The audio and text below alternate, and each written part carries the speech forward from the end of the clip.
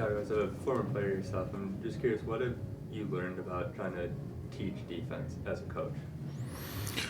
Well, on the former player side, maybe some details, angles, mentality, how to approach games, playing mental games with the opponents, those little things.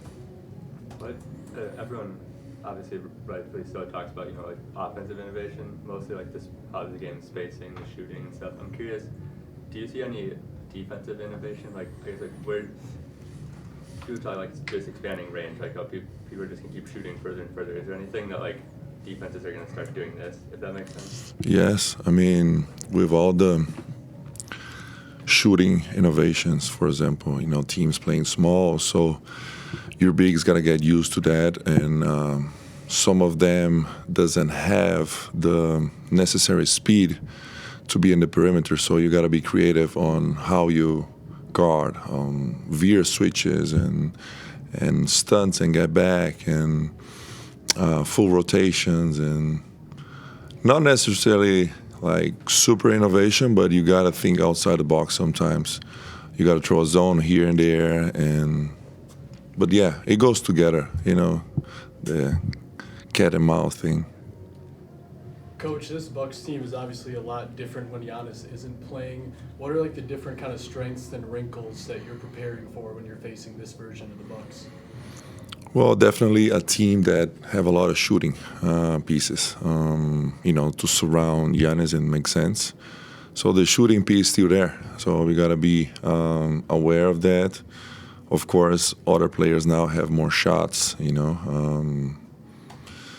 It's just a different team, but still a very talented team and dangerous team. Tiago's a guy who played this game as a big. With the guys that are out here, your forwards that are being forced to play in spots maybe they wouldn't otherwise with all your guards injured. What are you telling those guys in terms of trying to take care of the ball and protect them? Undoubtedly, I'm sure teams are going to go after them because of that fact. You don't have a point guard that you would normally have. Yeah, I mean, those guys got to do sometimes things that they are not used to.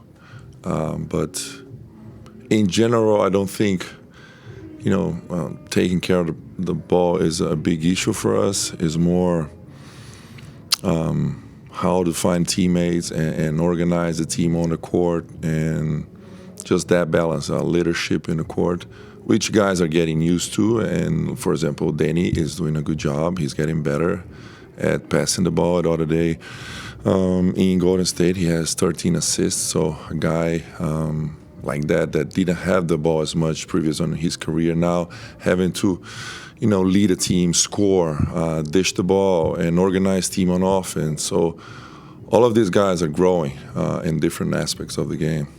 With Danny, what's the biggest thing that's just impressed you about the way he's taken his game to another level this year? I guess